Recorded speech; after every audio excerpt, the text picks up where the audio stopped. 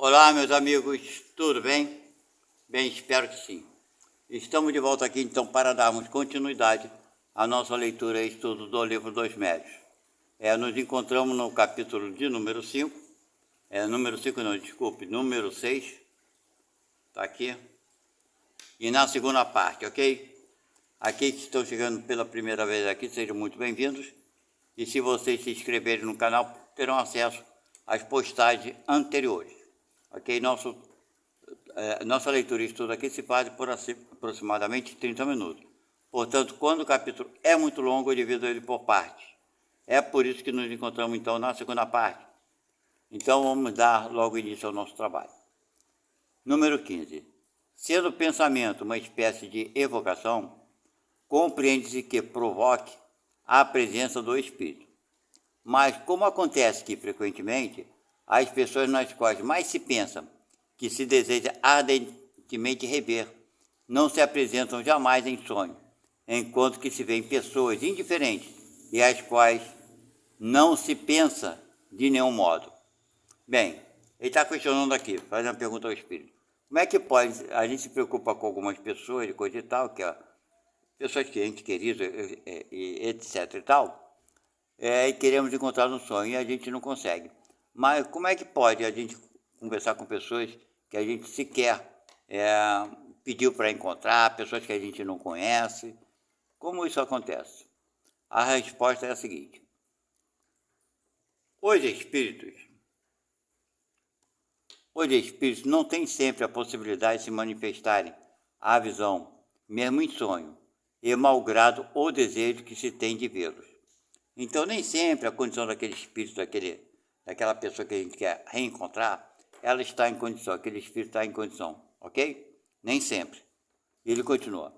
Causas independentes da sua vontade podem impedi-lo, mesmo que esse ente querido queira também te encontrar, certo? Então, tem causas que podem impedi-lo. O estado dele, né? De repente está num estado que não tem a menor condição de encontrar contigo. Vamos lá. Ele continua. É frequentemente uma prova da qual o mais ardente desejo não pode sentar. Então, às vezes, é uma prova, ou para você ou para ele. A gente não sabe. Então, não adianta, se for um caso de prova, não vai encontrar no momento certo, ok? Ele continua respondendo. Quantas pessoas indiferentes, porque ele estava quantas pessoas indiferentes? Porque a pergunta foi essa, né? Que a pessoa acaba encontrando com pessoas indiferentes, pessoas que eles não conhecem, ok? Como é que isso acontece? Ele agora vai responder. Quantas pessoas indiferentes, se não pensaste nelas, é possível que pensem em vós. Quer dizer, às vezes você não está pensando em determinada pessoa, é diferente para você. Não tem intimidade com ela, você não está se preocupando com ela, em querer encontrá-la. E aparece no sonho. Por quê? Porque você pode não estar pensando nela, mas ela pode estar pensando em você. Ok? E ele continua. De outra parte, não podeis fazer uma ideia das relações do mundo dos espíritos. Aí reencontrareis uma multidão de conhecimentos íntimos, antigos e novos, dos quais não tendes nenhuma ideia no estado de vigília. Veja bem, no estado de vigília. Quer dizer, não temos ideia quando retornamos ao corpo. Ele quer dizer o seguinte aqui.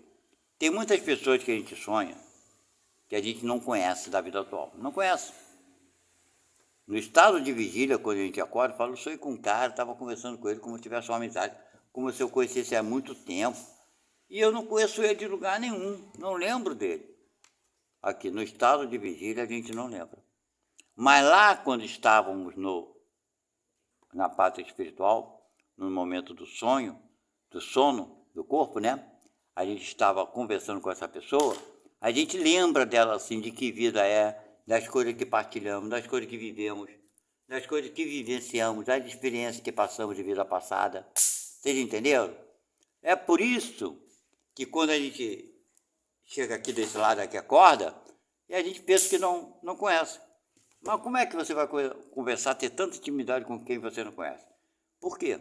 São espíritos que nós já vivemos em vidas passadas, diversas vezes. Nós estamos reencarnando constantemente. Até, quando for necessário, vamos reencarnar. Então, quantos irmãos nós conhecemos que não estão encarnados, que se encontram na pátria espiritual e que nós já vivemos com ele em vidas passadas? São muitos, não é verdade? Vamos ver a nota aqui.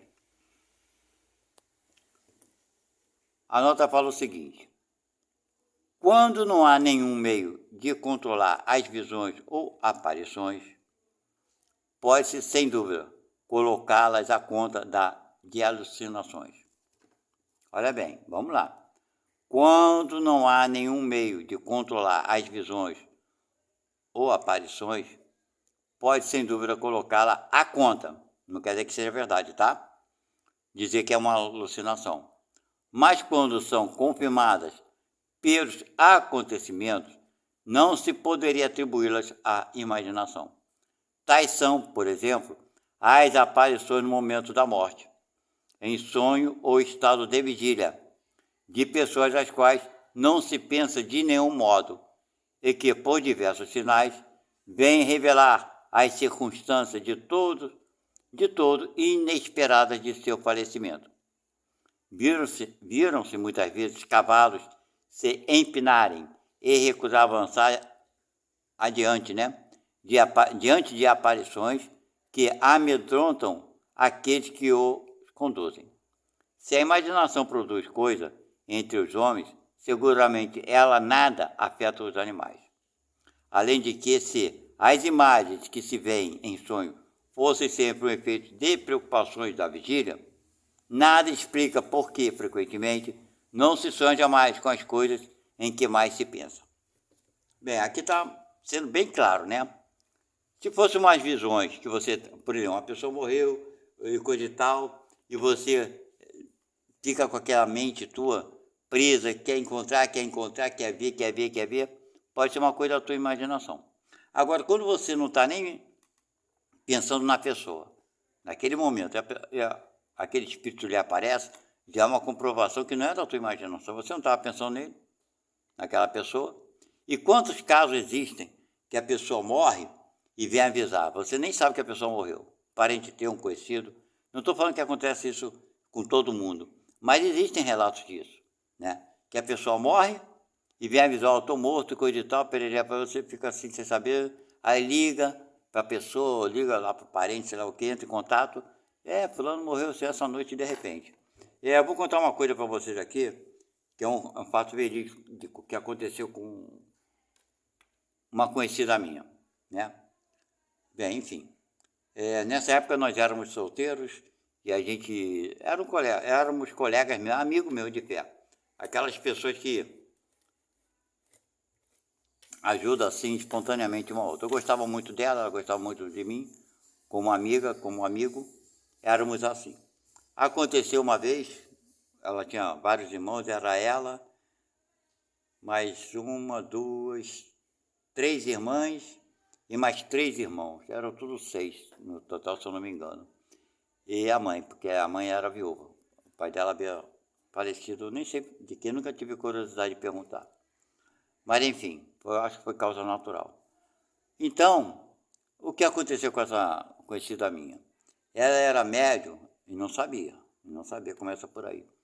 O irmão dela, também adolescente na época, ele saiu, foi passear de carro e coisa e tal, e sofreu um acidente. Isso foi à noite, ok? Isso foi à noite. E ele sofreu um acidente com um carro, bateu com o carro no meio do mato lá, arrebentou com tudo e ficou preso no carro lá. Isso foi de noite, de madrugada. O que aconteceu? Ela, na casa dela, viu o irmão dela do lado, estava dormindo ela, chamando ela. Não vou falar o nome dela aqui não, tá? Chamando ela, fulana, acorda. Ela acordou, olhou, falou para o irmão, o que houve? Ele todo machucado, cheio de sangue. O que houve? Falou o nome dele, né? Que tinha um apelido. Engraçado que eu nunca me preocupei em saber o nome dele. Ele era bem mais novo do que eu na época, né? Depois eu me afastei um pouco, depois que eu me casei. Mas nessa época, eu era solteiro, mas já morava muito longe. Mas enfim, chamando ela falou, o que aconteceu contigo? O que houve? Aí ele falou para ela, vem comigo, me segue. E ela, como assim seguir você? me segue, vem, me ajude, me ajude. Ela já viu que já não era uma coisa natural. Não era uma coisa natural.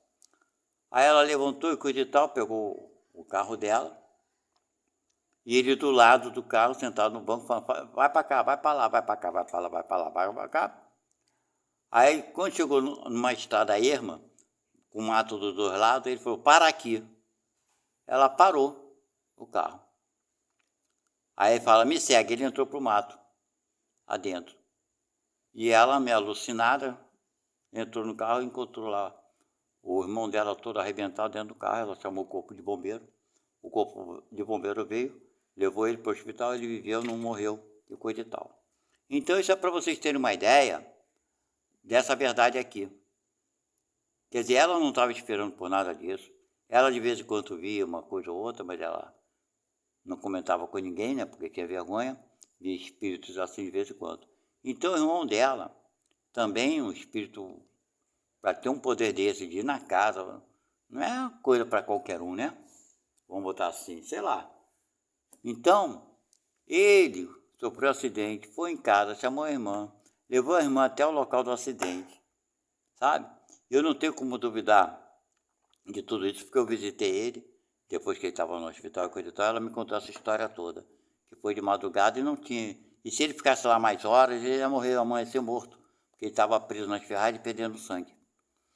Então, gente, como duvidar disso, da vida do espírito? Como duvidar disso tudo? Se eu vi isso, vivi isso, se eu assisti isso, e quantas pessoas assistem, vivem isso e ainda duvida? Não tem como duvidar, né? Pois é. Agora vamos ver o que falam. Vou descer a câmera aqui, só um minuto. Aí, número 16. Por que certas visões são mais frequentes no estado de enfermidade? É porque o espírito está mais desligado do corpo, né? Vamos lá.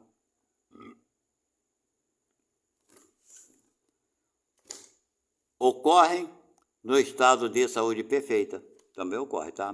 Mas na enfermidade, os laços materiais estão frouxos.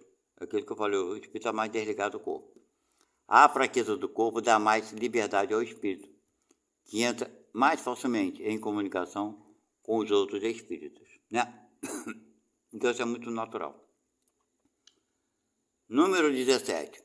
As aparições espontâneas parecem ser mais frequentes em certos países. É que certos povos são melhores dotados do que outros para ter esse tipo de manifestações? Será que é por isso?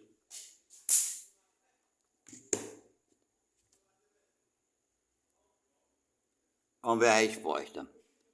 Levantais um processo verbal de cada aparição? As aparições, os ruídos, todas as manifestações, enfim, estão igualmente espalhadas sobre toda a Terra, mas apresentam caracteres distintos segundo os povos nos quais ocorrem. Entre eles, por exemplo, nos quais a escrita está pouco disseminada, não há médios escreventes, né? Uma opção de ignorante, vai ter um médico para escrever o que para quem nem ele sabe escrever, vamos lá. Entre outros existem muitíssimos, né? Entre outros existem muitíssimos. Além de que, os mais frequentemente, há mais ruídos e movimentos do que comunicações inteligentes, porque estas são menos preferidas e procuradas. Entenderam? Vamos lá, número 18. Por que as aparições ocorrem mais à noite? Não seria um efeito do silêncio e da obscuridade sobre a imaginação? Bela pergunta. Vamos lá. É pela mesma razão que vos faz ver durante a noite as estrelas que não vedes em pleno dia. Viu? Então, a falta de luz ajuda você a enxergar alguns outros pontos, né? A grande claridade pode apagar uma aparição pouco nítida, claro, né? Mas é um erro crer que à noite nisso sirva para alguma coisa. Não tem nada a ver. Só que fica mais fácil de ver, né? Interrogai todos aqueles que já tiveram aparições e vereis que a maioria as tiveram de dia. Eu já comentei aqui, se não me engano, foi na postagem anterior, que eu tenho uma pessoa da família que ela vê espírito o tempo todo. No início ela se assustava, achava que estava ficando louca, pereré, parará. Nem religião ela tem, pelo menos não tinha. Há muitos anos que eu não a vejo, eu não sei se ela tem alguma religião atualmente. Mas ela via muitos espíritos, de diversas formas, o dia todo, qualquer hora, não tem dia, não tem noite. Só que ela ficou, aquilo para ela se tornou uma coisa tão natural, que às vezes apareciam os espíritos, ela falava para os caras, pô, meu, me deixa em paz, sai daqui, vai encher o saco de outro, o que você quer? Mete o pé, vai embora. Eita caramba, então ela já nem ligava mais. Para ela aquela coisa tão natural que ela falava como se estivesse falando com uma pessoa ali que aparecesse para encher o saco dela. Vocês entenderam? Então, e não segue a religião não, é um dom que ela recebeu de Deus, com certeza. Para ser utilizado, com certeza. Quando ela desencarnar, é que ela vai ver a oportunidade que perdeu, né? De usar os dons, né? Os talentos que Deus nos dá, né? Pois é. E sabe aquela parábola dos talentos, né? Pois é. Então, ela recebeu um talento para ser utilizado. Está perdendo tempo? Ué, ela que sabe dela, não tem ninguém que possa impor a ela fazer isso e aquilo. Ela veio com uma missão, todos nós viemos com uma missão. Como nós todos viemos com missões e falhamos, ela não está diferente de ninguém, né? Nem nós diferente dela. Vamos lá. Anota que o Espírito vai falar sobre isso. Os fatos das aparições são muito mais frequentes e mais gerais do que se crê. Eu vou explicar a vocês por quê. Porque essa pessoa que eu conheço mesmo, ela não falava com ninguém, não. Ela nunca procurou religião, nunca falou nada com ninguém. Então, quantas pessoas têm isso, tem essa visão, é o médio vidente, e vive uma vida assim, não faz alarde, não chama atenção, não comenta com ninguém, e vive uma vida toda calada sem ninguém saber. Pois é, por isso que ele fala aqui, mais gerais do que se crê, ok? Mas muitas pessoas, ele continua, mas muitas pessoas não os confessam, que eu estou te falando, né? Por medo do ridículo, de outros atribuí-los à ilusão. Se parecem mais multiplicados entre certos povos, isso ocorre porque eles conservam mais cuidadosamente as tradições verdadeiras.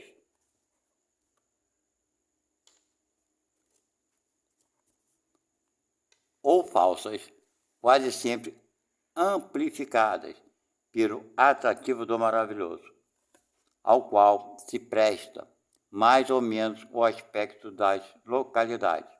A credulidade, então, faz ver efeitos sobrenaturais nos fenômenos mais vulgares.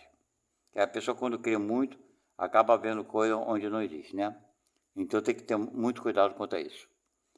O silêncio da solidão, o escapamento dos barrancos, o rugido da floresta, as rajadas da tempestade, o eco das montanhas, a forma fantástica das nuvens, as sombras, as miragens, tudo, enfim, que se presta à ilusão por imaginação simples e ingênua, que contam de boa fé o que viram e o que acreditaram ver. Mas, ao lado da ficção, há a realidade. É para livrá-la de todos os acessórios ridículos da superstição que o estudo sério do Espiritismo conduz. Então, gente, vocês veem, ele está falando aqui. Tem gente que tem superstição, crê em tudo. Aí vê uma nuvem, acha que é uma mensagem. Vê não sei o que, acha que é isso. Vê uma luz assim. Então tem que investigar, tem que conversar, tem que dialogar. Tem muitas coisas que a gente pensa que não é e é. A gente pensa que não é e é. E pensa que é e não é. Não é verdade? Eu já contei vários causos que aconteceram comigo aqui que são muito estranhos. Mas fica na opinião. Será que foi? Será que não foi? Pois é. Tem coisa que a gente não vai conseguir explicar. Agora, querer afirmar alguma coisa que a gente tem dúvida, sem ter certeza nem base, aí já fica um certo fanatismo. Ok? Vamos ver número 19 agora. A visão dos espíritos se produz no estado normal ou somente em estado de êxtase? Não entendi muito a visão de que espírito, do encarnado ou do desencarnado? Vamos ver a resposta. Acho que é o espírito que está encarnado, né? Vamos ler. Pode ocorrer em condições perfeitamente normais, entretanto, as pessoas que os veem... Ah, não, está falando do cara, do desencarnado. As pessoas que os veem bastante frequentemente estão no estado particular, vizinho do êxtase, que lhes dá espécie de dupla vista. Lê o livro dos Espíritos. Então a pergunta que estava sendo feita era sobre o espírito que está desencarnado, né? Se aquele espírito que produz está em estado normal. Então o espírito ele pode produzir em estados normais, entretanto as pessoas para ver tem que estar em um estado diferente, o médio, né? Aí eu esqueci de descer. Também são pequenos, né? Que vocês quiserem reler aqui. Vamos ver agora o número 20. Aqueles que veem os espíritos, vê os espíritos pelos olhos, eles o creem, mas a realidade é a alma que vê. E o que o prova é que se pode ver com os olhos fechados. Bem, essa pessoa que vê esses espíritos constantemente, eu nunca pedi a ela para fechar os olhos e ver se ela via. Deu para entender, né? Eu nunca perguntei, é uma curiosidade. Se eu tivesse lido esse livro que eu estou lendo agora, na época eu não era seguia religião nenhuma, né? Não estudava nada, e quando nós tínhamos convivência, se eu tivesse lido e estudado isso, eu podia perguntar a ela. Como hoje eu não tenho contato com ela, não dá para perguntar. De repente é isso aí, de repente ela vê o espírito mesmo com os olhos fechados. Vamos lá, vou descer a câmera só um minuto. Número 21. Como o espírito pode se tornar visível? O princípio é o mesmo de todas as manifestações e se prende às propriedades do perispírito, que pode sofrer diversas modificações à vontade do espírito. Então, olha só, não basta o espírito, ele deu uma resposta simples aqui, querer se mostrar. O médium tem que ter a capacidade também de ver, porque aquele espírito que quer se mostrar vai combinar a substância fluídicas do ambiente, do seu perispírito, com as condições fluídicas do perispírito do médium e a energia animalizada, para fazer com que isso ocorra, ok? Vamos lá, número 22.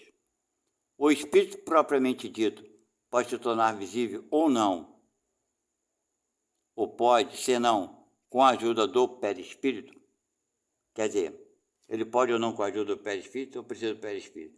Eu vou dizer uma coisa, sem perispírito faz nada não, tá, gente? Porque o perispírito é uma substância semimaterial do próprio planeta Terra. E se o corpo é do planeta Terra, é claro que precisa sim de substâncias que contém no perispírito. Eu não sei se a resposta é essa. Vou ver, se eu estiver errado, peço desculpa. Só um minuto aqui que eu vou sintonizar. Vamos ver a resposta? No vosso estado material, os espíritos não podem se manifestar senão com a ajuda do seu envoltório sem material, que é o perispírito, né? É o intermediário através do qual age sobre os vossos sentidos. É sobre este envoltório que eles aparecem, às vezes, com uma forma humana e outra diversa, seja nos sonhos, seja mesmo no estado de vigília, tanto na luz como na obscuridade. É claro que essa pergunta, eu já estudei esse livro já tem um bom tempo e a gente não lembra de tudo, que eu não sou enciclopédia e minha memória é uma porcaria. Mas, seja como for, seria, pelo estudo que eu já fiz, o perispírito é a substância do planeta Terra que nos envolve.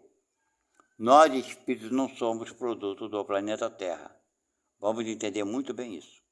Mas o perispírito tem que ter as propriedades do planeta Terra. Por quê? Porque vai ligar a um corpo que pertence ao planeta Terra, o corpo físico humano.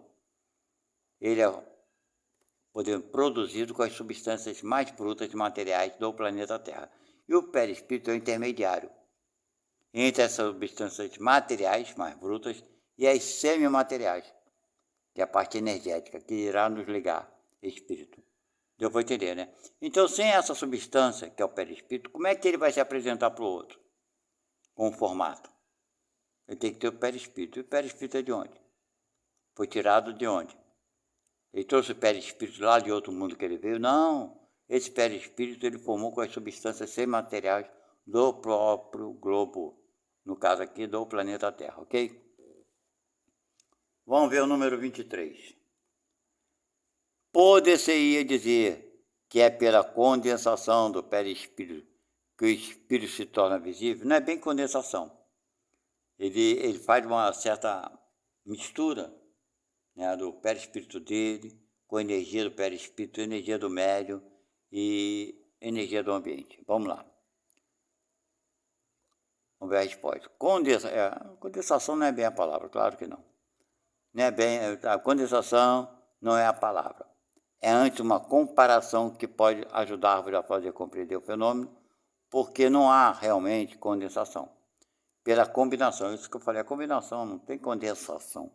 Pela combinação dos fluidos, produz no perispírito uma disposição particular que não tem analogia para a voz e que o torna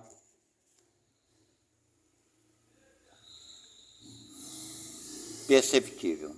É uma combinação, não tem essa. Vamos ver o número 24.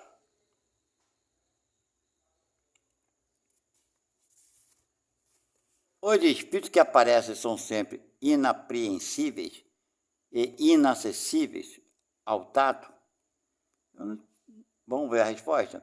Inapreensíveis como num sonho, em seu estado normal. Entretanto, podem fazer impressões sobre o tato e deixar traços de sua presença, e mesmo, em certos casos, tornarem-se momentaneamente tangíveis, quer dizer, você pode tocá-los, o que prova que entre eles e a voz há uma matéria.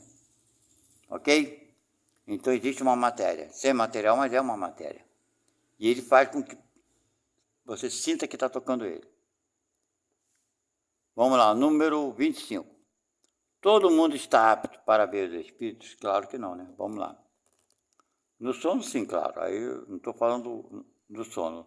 Em vigília, não. Mas no sono, sim. Mas não no estado de vigília. É o que eu acabei de falar.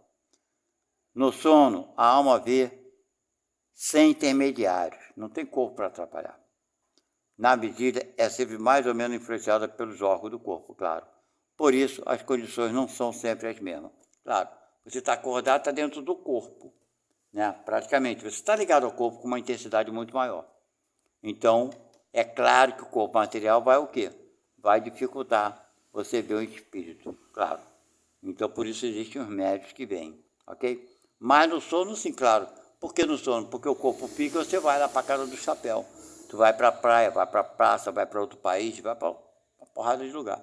Então é você que vê, não é o corpo. É você espírito. Porém, essas lembranças não são captadas 100% integralmente no nosso cérebro material. Por quê? Porque eu já expliquei isso 1 milhão de vezes. É como você comparar aqueles computadores antigos, né?